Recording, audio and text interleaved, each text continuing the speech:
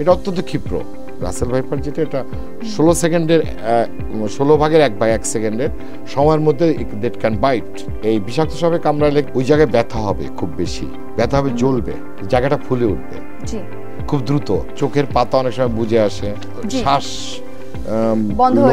বন্ধ হয়ে আসে, বুকে এক ধরনের চাপ অনুভব করে, রক্তচাপ কমতে পারে, আপনার শরীর ফুলে যেতে পারে, নাক এবং মুখ দিয়ে লালা পড়তে পারে। কিন্তু যদি নির্বিষ সাপ কামড়ায় তাহলে এটা হবে না। যত সাপের বিষে মারা যায় তার ম্যাক্সিমাম মারা যায় হাসপাতালে দেরি করে আসে বলে। কাজেই সাপটা বিষাক্ত হোক কি বিষাক্ত না হোক, আপনাকে সাথে সাথে হাসপাতালে নিয়ে আসতে হবে। সারা পৃথিবীতে গত বছর 25 লক্ষ লোককে দংশন করছে, তার মধ্যে 25,000 লোক মারা গেছে। আবার বাংলাদেশে 4 লক্ষ লোককে দংশন করছে, তার মধ্যে 7,500 লোক মারা গেছে।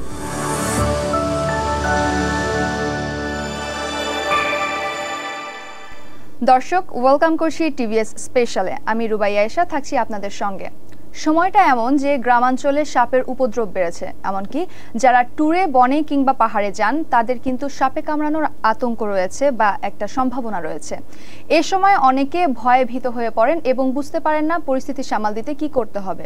যতই ভয় হোক বা খারাপ পরিস্থিতির দিকেই যাক না কেন, পরিস্থিতি সামাল দিতে মাথা ঠান্ডা রাখতে হবে এবং এ বিষয়ে এই সময়ে কি কি করণীয় এবং কি কি করবেন না সে বিষয়ে আলোচনা করার জন্য আজ আমাদের সাথে স্টুডিওতে আছেন অধ্যাপক ডাক্তার মুনিলাল আইচ লিটু, নাক কান গলা বিভাগ, স্যার সেলিমুল্লাহ মেডিকেল কলেজ।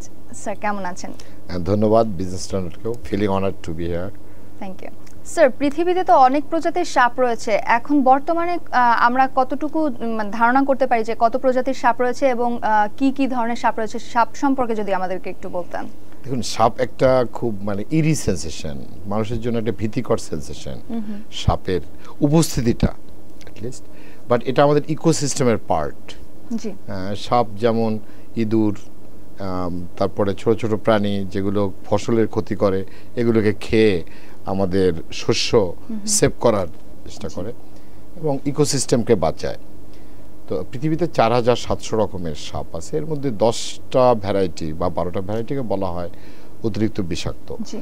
আর সব সাপই বিষাক্ত না। যেমন ধরেন, এই 100% যদি করেন তার মধ্যে 80% সাপই নির্বিষ বা কম বিষ টাইপের, আর 20% সাপ হচ্ছে বিষাক্ত। বাংলাদেশের ক্ষেত্রে বলা হয়েছে যে 104 রকমের সাপ আছে বাংলাদেশে, তার মধ্যেও আবার ওই 80% কিন্তু বিষাক্ত না, কিছু কিছু প্রজাতি বিষাক্ত। আর বর্তমানে যেটি নিয়ে সবচেয়ে বেশি আলোড়ন হচ্ছে বা মানুষের মধ্যে এক ধরনের আতঙ্ক বা ভয় বিরাজ করছে, যেটি অমূলক অ্যাটলিস্ট, সেটি হচ্ছে যে রাসেল ভাইপার। রাসেল ভাইপার হচ্ছে যে 1796 সালে প্যাট্রিক রাসেল নামে একজন জীববিজ্ঞানী, উনি আয়ারল্যান্ডের, নর্দার্ন আয়ারল্যান্ডের অধিবাসী ছিলেন। উনি একটা বই লেখেন, ওই বইতে উনি বলেন যে Serpentine, the accounts of Serpentine in south Coromandel. Coromandel হলো মাদ্রাজের দক্ষিণাঞ্চলের নাম হলো করমণ্ডল, চেন্নাই যেটা। এখানে কোস্টাল এরিয়াতে উনি এই সাপের উপস্থিতি প্রথম পান। ওনার নাম অনুযায়ী এই সাপের নাম হয় রাসেল ভাইপার। এবং এই ভাইপার প্রজাতি যেটা, এটার আর বাংলা নাম হচ্ছে চন্দ্রবোড়া বা উলুবেড়া, যেটাই বলে। বাদামি রঙের সাপ, 3 কোনা মাথা থাকে এবং এটা 4 ফিট পর্যন্ত লম্বা হয়। এটার আবার বিভিন্ন সাব স্পেসিস আছে। বাদামি রঙের, গায়ের উপর হলুদ বা কালো রঙের ছোপ থাকে, চন্দ্রাকৃতির বলে এটাকে বলা হয় চন্দ্রবোড়া বা উলুবোড়া। এটা বাংলাদেশে আগেও ছিল, মাঝখানে প্রকোপ কম ছিল, এখন সোফার যেটা শোনা যাচ্ছে বা দেখা যাচ্ছে যে একটু বেড়েছে। কিন্তু এর জন্য সতর্কতাই দরকার, আমাদের অতিরিক্ত প্যানিক বা ফোবিয়াতে ভোগার কোনো কারণ নাই। আমি এখানে স্যারকে একটু প্রশ্ন করতে চাই। আমি আপনার একটা লেখা পড়েছি সম্প্রতি, আপনি লিখেছেন যে বিগ 4, এই বিগ 4 সম্পর্কে যদি আমাদেরকে একটু কিছু বলতেন। এই বিগ 4 হচ্ছে যে আপনার পৃথিবীতে যত সাপ আছে তার মধ্যে 4টাকে যে ডেঞ্জারাস মোস্ট যে বিগ 4, সেটাকেই বলা হচ্ছে বিগ 4। যেমন তার মধ্যে কেউটে আছে, দেন অস্ট্রেলিয়ান ব্রিটিশ টিফানি নামে একটা সাপ আছে, আফ্রিকান একটা প্রজাতি আছে, এই এবং এই রাসেল ভাইপার, এই মিলায় বলা হচ্ছে বিগ 4। তো এই ক্ষেত্রে স্যার আমি আপনার কাছে এখন জানতে চাইবো যেটা, যে সাপের কামড় আমরা কিন্তু অনেক সময় বুঝতে পারি না যে এটা কি সাপ কামড়েছে নাকি কাটা ফুটেছে পায়ে বা শরীরের কোনো অংশে কোনো সিম্পটম আমরা দেখতে পাই না, সেক্ষেত্রে আমরা কিভাবে বুঝবো যে সাপে কামড়েছে কিনা? কিছু বিষাক্ত সাপ আছে যাদের দাঁতগুলো এত সরু যে এটা যে দাগটাই দেখা যায় না। জি। সামান্য। আবার অনেক সাপের, অধিকাংশ বিষাক্ত সাপের আপনার যে কামড়ের দাগ এটা দেখা যায়। এটা সাধারণত হাত বা পায়ে কামড়ায় ইউজুয়ালি। অন্য জায়গায় কামড়ানো ডিফিকাল্ট, কারণ হাঁটার সময় বা চলার সময়। এবং আমরা জানি যে ম্যাক্সিমাম বিষধর যে ছোট দাঁত সম্পন্ন যে সাপগুলো এরা কিন্তু রাতে কামড়ায়, ঘুমের মধ্যে কামড়ায়। এই বিষয়ে যদি একটু বলতেন। একটা প্রজাতির সাপ আছে যেটা রাতে কামড়ায়, ইউজুয়ালি রাতে ওরা বের হয় এবং দেয়ার হ্যাবিট ইজ দ্যাট। এবং সাপ সাধারণত রাতের দিকে চলাফেরা করে। এই সাপটা কি সাপ স্যার, কোন সাপটার নাম যদি বলতেন? এটাও এক ধরনের ভাইপার। কালকেউটো। হ্যাঁ জি, একটা ওয়ান সর্ট অফ কেউটা সাপের একটা ভ্যারাইটি আর কি, ব্ল্যাক টাইপের। তো এখানে এটা খুব রেয়ার প্রজাতি, সো এটা নিয়ে আতঙ্কিত হওয়ার কিছু নাই। যে ঘরে এসে আপনাকে কামড়াবে, আমাকে কামড়াবে, এটা চিন্তা করার কিছু নাই। আমাদের পয়েন্ট অফ কনসার্ন হচ্ছে এখন যে 34টা জেলায় বাংলাদেশে এই রাসেল ভাইপার যেটার প্রকোপ বেড়েছে বলে পত্রপত্রিকা আসছে, মানিকগঞ্জে কিছু লোক মারা গেছেন, অন্য জায়গায়ও কিছু প্রকোপটা বাড়ছে। এইটা কিভাবে আমরা কন্ট্রোল করতে পারি বা পারি? তো আপনি যে প্রশ্নটা করেছিলেন প্রথমেই যে আমরা কিভাবে বুঝবো যে সাপে কামড়েছে। সাপে কামড় দিলে ওই জায়গাটা আসরের মতো একটা দাগ থাকে এবং দাঁতেরও দাগ থাকে, ফ্যাং মার্ক বলে এটাকে। তো এই ফ্যাং মার্ক যদি ওই জায়গাটা যদি ব্যথা হয়, তীব্র ব্যথা হয়, জায়গাটা দ্রুত ফুলে ওঠে এবং রক্তপাত হয়, তাহলে বুঝতে হবে এটা বিষাক্ত সাপ। আর যদি ফ্যাং মার্ক যে জায়গাটা, সেই জায়গাটা যদি আপনার ব্যথা কম হয়, মানে সামান্য জলে আপনার ওই জায়গাটা ফুলতেছে না বা শরীরে বা কোথাও সে ব্যথা অনুভব করতেছে না, তাইলে এটা সাধারণত বিষাক্ত না। এখানে স্যার কাছে আমার একটা প্রশ্ন আছে, এবং আমি আরেকটু যোগ করি, এই বিষাক্ত সাপে কামড়ালে কিন্তু শুধু এই ওই জায়গা, যে জায়গাটা কামড়িয়েছে ওই জায়গাটায় যে ব্যথা হবে শুধু তা না, সারা শরীরে ফুলে যেতে পারে। আপনার গলা বদ্ধ হয়ে যেতে পারে, শ্বাস কমে আসতে পারে, নিঃশ্বাস প্রশ্বাস, হৃদস্পন্দন কমে আসতে পারে, আপনার মুখ দিয়ে লালা পড়তে পারে, গলা আটকে আসতে পারে, নাক বন্ধ হয়ে আসতে পারে। অর্থাৎ তার সিমটম দেখে আমরা বুঝতে পারবো, মোরাল ধারণা নিতে পারবো। And another symptom is circumstances, অর্থাৎ কী পরিবেশে কামড়েছে। সাপ সাধারণত বের হয় আপনার স্যাঁতস্যাঁতে পরিবেশে, অর্থাৎ বৃষ্টির পরে, আপনার একটু গরম বেশি পড়লে, তারপরে আপনার যে কোনো সময় যদি আর্দ্রতাপূর্ণ পরিবেশ থাকে, সেই সব জায়গায় সাধারণত সাপ থাকে। ইউজুয়ালি এরা কুণ্ডলি পাকায় একটা জায়গায় অবস্থান করে, সাইলেন্ট কিলার। তারা একটা জায়গায় থাকে, অ্যাম্বুশ স্টপার বলে, অর্থাৎ তারা অ্যাম্বুশ করে থাকে, যখন কোনো প্রাণী আশপাশ দিয়ে যায় তখন তার উপর আক্রমণ করে। তো মানুষ যদি কোনো কারণে তার উপর তার এনকাউন্টার না আসে, তাইলে সাধারণত সে কামড়ায় না। এবং এটা অত্যন্ত ক্ষিপ্র। রাসেল ভাইপার যেটা, এটা 16 সেকেন্ডের 16 ভাগের 1 ভাগ 1 সেকেন্ডের সময়ের মধ্যে that can bite, it can মানে hit the people within fraction of 1/6 of the second. তো কাজেই এটাকে এড়িয়ে চলতে হবে আমাদের, এবং সতর্কভাবে চলতে হবে। হ্যাঁ, এবং এড়িয়ে বা সতর্কভাবে চলার উপায়টা কি? That is a $1 million question. কারণ আপনি তো সব সাপ আপনি মেরে ফেলতে পারবেন না। আর রাসেল ভাইপারের একটা ক্যারেক্টারিস্টিক হচ্ছে, এইটা সব সাপ ডিম দেয়, এই সাপ ডিম দেয় না, এই সরাসরি বাচ্চা দেয়। একটা স্ত্রী সাপ প্রজাতির, সে 40 থেকে 90টা বাচ্চা দেয়। এবং এখন শিয়াল, ঈগল, আপনার শকুন, বেজি, এগুলোর পরিমাণ কমে গেছে দেশে। ফলে হচ্ছে কি, আপনার এগুলোকে যে মেরে ফেলবে বা খেয়ে ফেলতো, সেই পদ্ধতিটাও কমে গেছে। কাজেই এর দ্রুত বংশ বিস্তার ঘটছে। এবং ইদানিং যেটা ধারণা করা হয় যে আশপাশের অঞ্চল থেকে হয়তো পদ্মা নদীর যে অববাহিকা, এই ধরে কচুরিপানা বা বিভিন্ন মাধ্যমে এটা আসতেছে, বিভিন্ন জেলায় এটা করছে। সো এটাকে যদি আপনি কমব্যাট করতে হয়, তাহলে আপনাকে একটা টোটাল একটা স্ট্র্যাটেজি নিতে হবে, কান্ট্রি স্ট্র্যাটেজি, যেটা অলরেডি আমাদের অত্যন্ত সজ্জন ব্যক্তিত্ব স্বাস্থ্যমন্ত্রী মহোদয় সামন্তলাল সেন স্যার বলেছেন, যেটা নেটওয়ার্কিং করা হয়েছে জেলা লেভেলে, উপজেলা লেভেলে, যে অ্যান্টিভেনম অ্যাভেলেবেল করা। কিন্তু এর পাশাপাশি এর চেয়েও গুরুত্বপূর্ণ হচ্ছে আপনি ওটার এনকাউন্টারেই না যাওয়া, অর্থাৎ ওর কাছাকাছি না যেয়ে কিভাবে পারেন। একটা হচ্ছে যেসব কৃষকরা মাঠে কাজ করবেন বা বুশে হাত লাগাবেন তারা গ্লাভস পরবেন, বুশের জন্য আলাদা গ্লাভস আছে সাপের জন্য, এবং গাম বুট পরতে পারেন, বা আপনি জানেন যে হাইকিং বুট আছে এক ধরনের, হ্যাঁ এগুলো খুব কস্টলিও না আজকাল। সো এটা পরে যাদের করতেই হবে বুশের মধ্যে কাজ, এটা করতে পারেন। রাতের বেলায় চলতে গেলে একটা টর্চ দিয়ে আস্তে আস্তে মানে আপনি দেখে দেখে রাস্তায় পথ চলা, এবং এই সাপ একটা হিস হিস শব্দ করে, এইটা রাতে যাওয়ার সময় একটা নিজে একটু যদি খেয়াল করেন তাহলে অনেক সময় বোঝা যায় যে আশপাশে সাপ আছে। হ্যাঁ, কেমন যেন একটা ঝিমঝিম একটা শব্দ করে, ঝিঝি করে একটা শব্দ করে, হিস শব্দ হয়। এটা হয় এই কারণে সাপের যে আঁশগুলো সেগুলো খাড়া খাড়া থাকে এবং এইগুলো নড়ে চলার সময়, এবং এটা থেকে একটা হিসিং সাউন্ড হয়। আচ্ছা, ওকে, এবং একটা কম্পনও তৈরি হয় যেটা খুব ভালোভাবে খেয়াল না করলে অবশ্য বোঝা যায় না।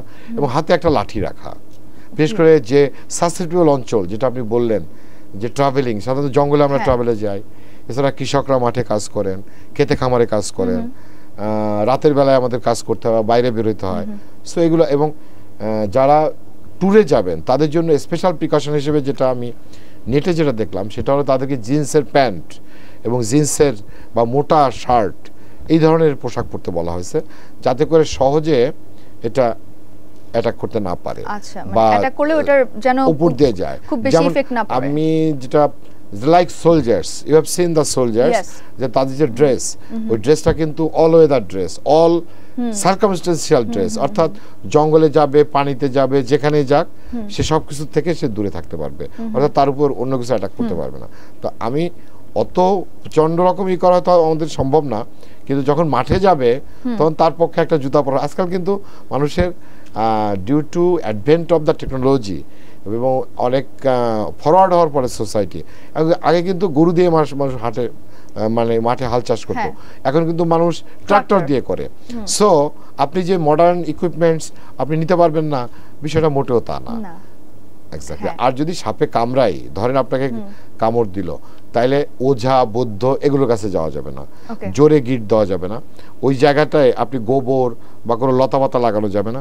অ্যাট ওয়ান্স তাকে হাসপাতালে নিয়ে যান, নিকটস্থ হাসপাতালে, যত তাড়াতাড়ি সম্ভব। এবং time matters for the life. কীরকম দেখা যায় যে যত সাপের বিষে মারা যায় তার ম্যাক্সিমাম মারা যায় হাসপাতালে দেরি করে আসে বলে। কাজেই সাপটা বিষাক্ত হোক কি বিষাক্ত না হোক, আপনাকে সাথে সাথে হাসপাতালে নিয়ে আসতে হবে। এক্ষেত্রে স্যার আমি একটা প্রশ্ন করতে চাই যে দিনের কোন অংশটাতে সাপ বেশি কামড়ায়? দেখুন, এরকম কোনো গবেষণা আমার চোখে পড়েনি, তবে যেটা বলা হয়েছে যে আপনি দিন বা রাত যখনই আপনি তার এনকাউন্টারে যাবেন, অর্থাৎ আপনি যদি তাকে ডিস্টার্ব না করেন সেও আপনাকে ডিস্টার্ব করবে না। আপনি যদি এরিয়ায় চলে যান, এখন একটা কোশ্চেন হতে পারে যে সাপটা আমার একদম কাছে আমি দেখতে পেলাম, তখন আমি কি করব? তখন মানুষের মধ্যে ফাইট অর ফ্লাইট, অর্থাৎ আমি কি ফাইট করব না আমি দৌড় দিব, তার মধ্যে এই সেন্সটা আসে এবং তার মধ্যে একটা ভীতিকর সেন্সেশন তৈরি হয়। অ্যাট দ্য সেম টাইম অনেক পেশেন্ট মারা যায় শুধুমাত্র নিউরোজেনিক শকে, অর্থাৎ সাপ তাকে কামড়াইছে, সেই সাপটা বিষাক্ত না, কিন্তু ভয়তে সে হার্ট অ্যাটাক করে। সো সাপ কামড়াইলেও অথবা সাপের কাছে গেলেও আপনার ভয় পাওয়ার কিছু নাই। আপনি ওখান থেকে বলা হয়েছে স্লোলি আপনি পিছনে সরে চলে আসেন, তাকে ডিস্টার্ব করার কোনো প্রয়োজন নাই আপনার, যদি আপনার কোনো প্রয়োজনীয়তা না থাকে। হ্যাঁ, এবং যদি প্রয়োজনীয়তা থাকে then you make your team and then you make your instruments and then যেটা করার আপনি সাপ ধরা দরকার হোক, তাড়ানো দরকার হোক, মারা দরকার, সেটা আপনি করেন। স্যার, আপনার কথা থেকে আমার আরেকটা আমি প্রশ্ন করতে চাচ্ছি যে আপনি বললেন যে বেশিরভাগ সাপ কিন্তু বিষধর হয় না, তো বিষধর সাপ যদি কামড় দেয় সেক্ষেত্রে কি করণীয়, এবং বিষধর সাপ কামড়ালে কি অ্যান্টিভেনম নেওয়ার কোনো প্রয়োজনীয়তা আছে? Definitely, definitely, that is the treatment, that is the only treatment. So বিষধর সাপ কামড়ালে আপনি যত তাড়াতাড়ি সম্ভব নিকটস্থ হাসপাতালে চলে যান, মেডিকেল পার্সোনালদের খবর দেন, এবং যত দ্রুত সম্ভব অ্যাম্বুলেন্স হোক, ট্রলার হোক, গাড়ি হোক, ব্যাটারি হোক, আজকাল সব কিছুই অ্যাভেলেবেল। এবং এখানে একটা বিষয় আমি যেটা বাইরে যারা লক্ষ্য করছি, অস্ট্রেলিয়াতে তাদের দ্বীপগুলো থেকে তারা এই যে মেইনল্যান্ডে আনে এই রোগী না, হার্ট অ্যাটাকের রোগী, অন্যান্য রোগী বা সাপে কামড়ানোর রোগী যাই আনুক, এটা তারা দ্রুত স্পিডবোট অ্যাম্বুলেন্স আছে, তো যেখানে আমাদেরকে অ্যাভেলেবেল করতে হবে এটাকে, যেটা আমাদের মাননীয় মন্ত্রী মহোদয় বলেছেন অলরেডি, আশ্বস্ত করেছেন জাতিকে, যে উপজেলা লেভেল পর্যন্ত অ্যান্টিভেনমের মানে সাপ্লাইটা ওরা ইনশিওর করবেন বা করছেন। আর একই সাথে আমি মনে করি যে গ্রাম লেভেল পর্যন্ত প্রতিটা মানুষকে একটা কমন নাম্বার বা 2টা নাম্বার দিয়ে দেওয়া উচিত, হেলথ সেন্টার হোক বা যেখানে এই অ্যান্টিভেনমটা পাওয়া যাচ্ছে, যেখানে দ্রুত নিয়ে আসতে পারবে। এবং গ্রাম লেভেল পর্যন্ত আপনাকে টিম গঠন করতে হবে, যাতে করে কাউকে সাপে কামড়ালে বা হার্ট অ্যাটাক করলে দ্রুত স্বাস্থ্যকেন্দ্রে নিয়ে আসা যায়। এবং আরেকটা প্রশ্ন, যে আজকাল মোবাইলের কল্যাণে it is not a big deal at all. জি, অলসো যে সাপটাতে বিষ নেই সেই সাপটা কামড়ালেও কি আপনার অ্যান্টিভেনম নেওয়ার প্রয়োজন আছে? না, এক্স্যাক্টলি নট। জি, যে সাপে বিষ নাই সে সাপে সিমটোমেটিক ট্রিটমেন্ট, যদি তার ইচিং হয় তো অ্যান্টিহিস্টামিন দেবেন, যদি লাগে স্টেরয়েড দেবেন, কিন্তু দরকার আপনি WHO যে পরিসংখ্যান তাতে সারা পৃথিবীতে আপনার গত বছর 25 লক্ষ লোককে সাপ দংশন করেছে, তার মধ্যে 25,000 লোক মারা গেছে। আবার বাংলাদেশে 4 লক্ষ লোককে দংশন করছে, তার মধ্যে 7,500 লোক মারা গেছে। এবং এই যে চন্দ্রবোরা বা উলুবেরা যেটাই আমরা বলি, এটা কিন্তু শুধু আমাদের দেশের সমস্যা না, এটা Pakistan, Sri Lanka, Nepal, India, Indonesia, Philippines, China, Cambodia, এইসব দেশগুলো কিন্তু আছে। সো এটা কোনো নতুন বিষয় আসে নাই, কিন্তু এটাকে ছড়ানো হচ্ছে এমন ভাবে যে এটা মনে হচ্ছে একটা প্যানিক তৈরি করার একটা মানে ইয়ে তৈরি। এবং এটা বর্তমান যুগে, যেহেতু আমি বলি বর্তমান যুগের যে আপনারা যারা এই যে সাংবাদিক বা এই মিডিয়ার সাথে যুক্ত আছেন, বর্তমান যুগের মিডিয়া ফ্যান ফায়ারের মতো কাজ করে, ওয়াইল্ড ফায়ারের মতো কাজ করে। অস্ট্রেলিয়াতে আমার বুশ ফায়ার দেখার সৌভাগ্য হয়েছিল। এক জায়গায় আগুন লাগার পরেই মুহূর্তের মধ্যে দাবানল ছড়ায় পড়ে মাইলের পর মাইল এরিয়াতে। হ্যাঁ, সো লাইক দ্যাট, যে বাংলাদেশে মানুষ আছে 17,31 লক্ষ, মহিলা বেশি, কিন্তু 31 লক্ষ মহিলা বেশি নাম্বারে লাস্ট সেন্সাস অনুযায়ী। আর এখানে আপনার মোবাইল আছে 18,70 লাখ, এবং 12 কোটির বেশি লোক কম বেশি ইন্টারনেট ইউজ করে ডিফারেন্ট ওয়েতে। ফলে হয় কি, যে কোনো কিছু খুব মানে দ্রুত ছড়ায় পড়ে, এবং অনেক সময় অনেক রকম ফেক নিউজও আসে। Facebook is a mother of fake book also, fake news also sometimes. আমি বলি না যে এই নিউজটা ফেক, এই বিষয়টা ফেক, কিন্তু এই বিষয়টাকে বিভিন্ন যে মানে বৈজ্ঞানিক বিষয় দেখানো হচ্ছে, এর মধ্যে অনেকগুলো আছে যেটা মানে সত্যি না, পুরাপুরি অর্ধসত্য। যেরকম এটা কামড়াইলে মানুষ মারা যাবে, নট দ্যাট। এটা কামড়াইলে এটা তেড়ে এসে মানুষকে মারে, no, that is this is ambush predator বলা হয়। আমরা এই প্রসঙ্গে আবারও আসবো, কিন্তু তার আগে আমি আপনাকে আরেকবার একটু প্রশ্ন করতে চাই, যে আপনি একটু আগে যেটা বললেন সাপের কামড় চিহ্নিত করলে কি কি হয়, কি কি সিমটম আমরা দেখতে পাই। তো বিষধর সাপ, এটার কামড়টা অনেক সময় আমরা বুঝতে পারি না যে আসলে কি ধরনের কামড়, এটার ক্ষত কতটুকু, কি ধরনের সাপ কামড় দিয়েছে, এটা আমরা কিভাবে বুঝবো, যদি আরেকটু স্পেসিফিক ভাবে আমাদেরকে বলতেন। দেখুন, বিষধর সাপ যদি কামড়ায় তাহলে ওই জায়গায় ব্যথা হবে, খুব বেশি ব্যথা হবে, জ্বলবে, জায়গাটা ফুলে উঠবে খুব দ্রুত। কিন্তু যদি নির্বিষ সাপ কামড়ায় তাহলে এটা হবে না। আর বিষধর সাপ কামড়ায় চোখের পাতা অনেক সময় বুজে আসে, শ্বাস বন্ধ হয়ে আসে, বুকে এক ধরনের চাপ অনুভব করে, রক্তচাপ কমতে পারে, আপনার শরীর ফুলে যেতে পারে, নাক এবং মুখ দিয়ে লালা পড়তে পারে, নাক দিয়ে পানি পড়তে পারে, এবং এটাও শুনেছি যে নাক জ্বালা করে, বিভিন্ন জায়গা থেকে ব্লাড আসতে পারে। জি, বিভিন্ন জায়গা থেকে ব্লাড আসতে পারে, দাঁতের মাড়ি, তারপরে যে ক্ষতস্থান, এখান থেকে ব্লাড আসতে পারে। তখন এটা বুঝতে হয় যে এটা বিষধর। তবে কোশ্চেন ওইটা না, সাপটা বিষধর কি বিষধর না, সাপটা কামড়া মানে এটা নট দ্য ম্যাটার। ম্যাটার হচ্ছে যে সাথে সাথে আপনাকে হাসপাতালে যেতে হবে, চিকিৎসকের কাছে আপনাকে যেতেই হবে। আপনি নির্বিষ বলে আপনি যে এটা বসে থাকবেন এটা, এবং গভর্নমেন্ট এটা ফ্রি দিচ্ছে আপনাকে, government is giving that support, এই ট্রিটমেন্ট সাপোর্টটা ফ্রি কিন্তু। সো এইটাকে টেক আপ করতে হবে। আর একটা বিষয় যে কাজটা করতে হবে, ওই অঙ্গটা যেন হাত বা পা ইমোবিলাইজ রাখতে হবে। আপনি যদি পারেন একটা কাঠের তক্তা হাতের সাথে যদি আপনি আস্তে করে আলগা করে পেঁচায় দেন, যাতে করে হাতটা না নাড়াইতে পারে। যদি নাড়ায় তাহলে তাড়াতাড়ি 20 মিনিটের মধ্যে কিন্তু এটা শরীরের মানে সিস্টেমে চলে যাবে। এবং স্যার এই অবস্থায়, কামড়ানো অবস্থায় শরীরের মানে আপনি তো হাতের কথা বললেন, রোগীকে কিভাবে রাখলে আধশো অবস্থা রাখতে হয়। আধশো অবস্থা রাখতে হয়।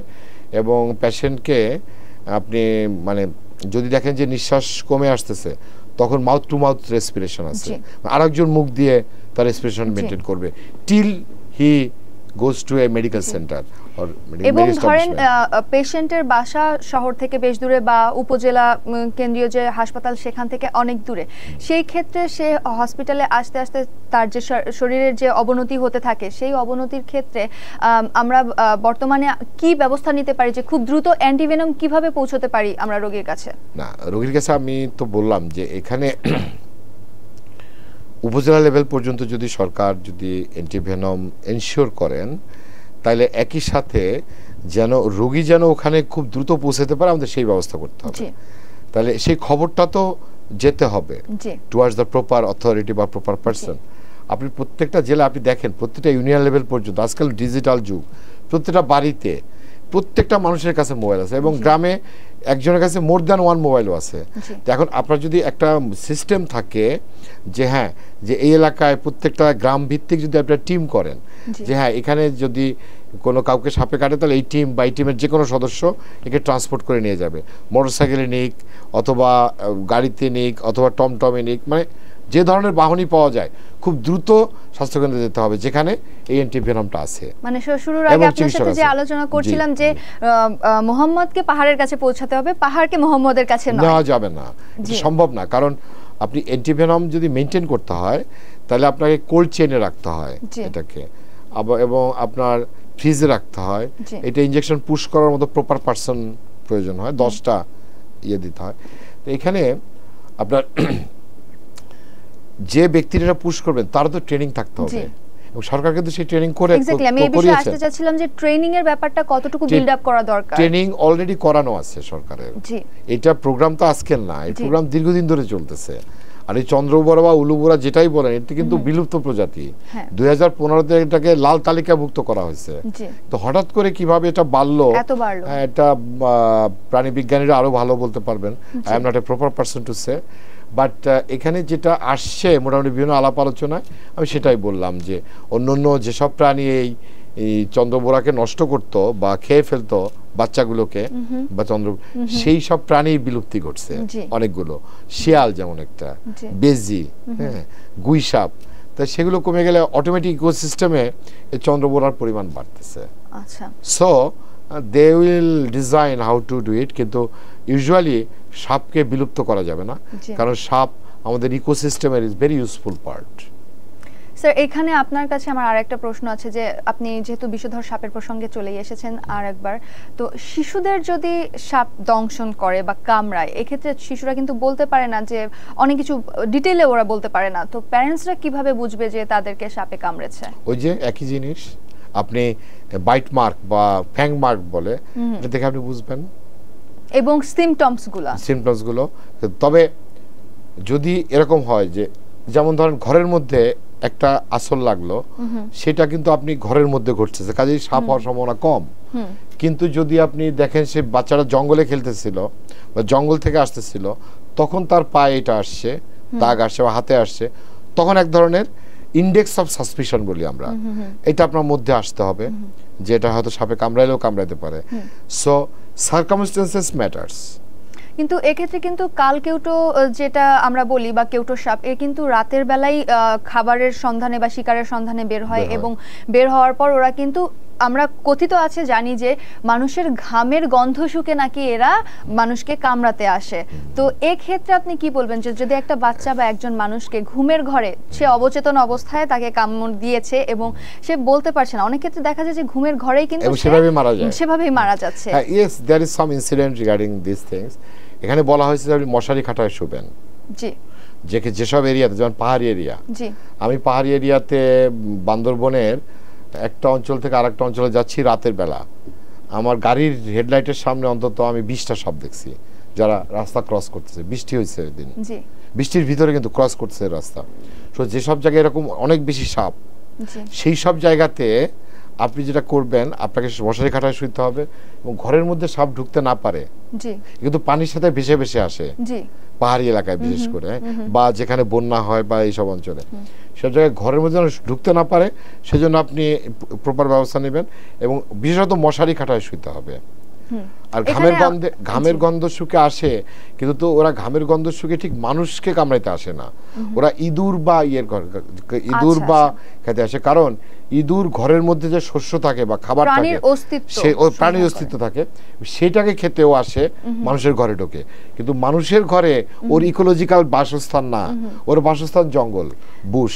আচ্ছা, এখানে স্যার আমি আরেকবার আপনাকে একটা প্রশ্ন করতে চাই যে আমরা মশারি টানিয়ে ঘর না হয় রক্ষা করলাম বা এরকম কিছু, কিন্তু এমন কিছু কি আছে যে আপনি যতটুকু আপনার আশেপাশের আঙিনা বা বাড়ির আশেপাশে এমন কোনো কি কিছু আবিষ্কৃত হয়েছে যার দ্বারা আপনি আপনার বাড়ি সেভ করতে পারছেন বা সাপ আশেপাশে আসছে না? না, ডেফিনেটলি সে তো আছে, যেমন ধরেন সুন্দরবন, সে তার ভিতরে যে সব এস্টাবলিশমেন্ট আছে, গভর্নমেন্ট নন গভর্নমেন্ট, সেখানে কিন্তু ওয়াল দেওয়া আছে, চারিদিকে নেট দেওয়া আছে, এবং যেসব জায়গায় আর্মি বা এদের যেসব এস্টাবলিশমেন্ট আছে তার চারিদিকে কিন্তু নেট দেওয়া আছে বা ওয়াল দেওয়া থাকে, সো সাপ ওটা ক্রস করে আসতে পারে না।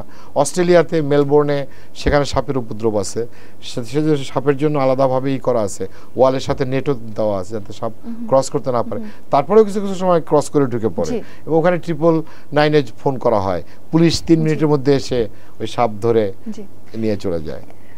সো এটা যে নাই তা না, আমাদের মতো দেশে হয়তো এত লাক্সারি করা সম্ভব না, we are not a nation up to that stretcher or wealth, that's true, but আমাদের এখানে যেটা করা সম্ভব সেটা যেখানে সাসটেনেবল এরিয়া সেসব জায়গাতে আপনি প্রপার ব্যবস্থা নেবেন, আপনি ফেন্সিং করতে হবে আপনাকে, হাউস মানে বাড়ির আঙিনা এবং যেটুকু জায়গায় আপনি থাকেন, যেটুকু জায়গায় মোটামুটি। জি, আর আরেকটা জিনিস খেয়াল করবেন, মানুষের ঘর বাড়িতে আসে কিন্তু মুরগির বাচ্চা খেতে, ডিম খেতে আসে, কারণ সাপ কিন্তু মাংসাশী প্রাণী, এটা আমরা ভুলে যাই। সাপ কিন্তু বলে না দুধ খায়, সাপ কিন্তু দুধ খায় না, যারা বলে সাপ দুধ খায় তারা সায়েন্টিফিক কথা বলেন না। স্যার, সায়েন্টিফিক কথার ভিত্তিতে আমি একটু বলতে চাই যে সায়েন্স অ্যান্ড টেকনোলজি কি এমন কোনো মেডিসিন আবিষ্কার করেছে যেটা ঘর বা বাড়ির আশেপাশে রাখলে সাপ বাড়িতে আসবে না? দেখুন, ফিনাইল যেটা, ফিনাইলের গন্ধে সাপ, ফিনাইলের গন্ধটা পছন্দ করে না কোনো সাপ, that has been more or less proved, but there is some research going on যে এই ধরনের কিছু আবিষ্কার করা যায় কিনা যার স্প্রেতে এটা আসে না।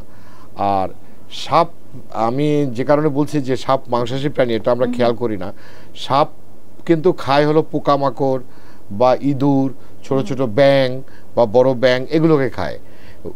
মানুষও কিন্তু এক ধরনের, মানুষের মাংসও কিন্তু তার একটা খাবার, যেমন অজগর, এমন আফ্রিকায় এমন অজগর আছে যার ওজন 220 কেজি পর্যন্ত পাওয়া গেছে, যার গলার মধ্যে মানুষ আস্ত করে নেয়, এবং ও সাপ কিভাবে মানুষকে ধরতে পারে সহজে, সাপের যে মুখ এই 165 সেন্টিমিটার পর্যন্ত হা করতে পারে সে।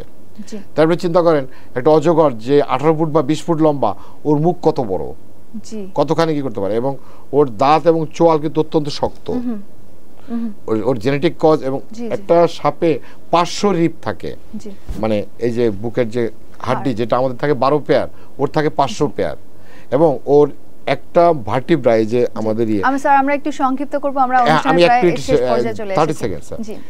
একটা ভার্টিব্রার সাথে আরেকটা ভার্টিব্রা যে মাসল, এটা খুব শক্তিশালী, ফলে ও কিন্তু খুব দ্রুত দৌড়াইতে পারে, অর্থাৎ ওর যে মানে বডির মেকআপ এটা কিন্তু অত্যন্ত টাফ, সো দ্যাট এটা ওই ছোট ছোট মুরগির বাচ্চা বা অন্য কিছু মাংসাশী কিছু খাওয়ার জন্যই কিন্তু লোকালয়ের মধ্যে আসে, ইউজুয়ালি আসে না, কারণ মানুষকে এড়ায় চলে সাপ। ধন্যবাদ স্যার এতক্ষণ আমাদেরকে সময় দেওয়ার জন্য, এবং আপনার কাছ থেকে অনেক ইনফরমেটিভ থিংস আমরা জানতে পেরেছি। আমাদের স্টুডিওতে আসার জন্য আপনাকে আবারও ধন্যবাদ। ধন্যবাদ বিজনেস স্ট্যান্ডার্ডকেও ধন্যবাদ এশা। দর্শক, এই ছিল আমাদের আজকের টিভিএস স্পেশালে। আমাদের অনুষ্ঠানটি যদি আপনাদের ভালো লেগে থাকে, লাইক করবেন, কমেন্ট করবেন এবং শেয়ার করবেন। ধন্যবাদ।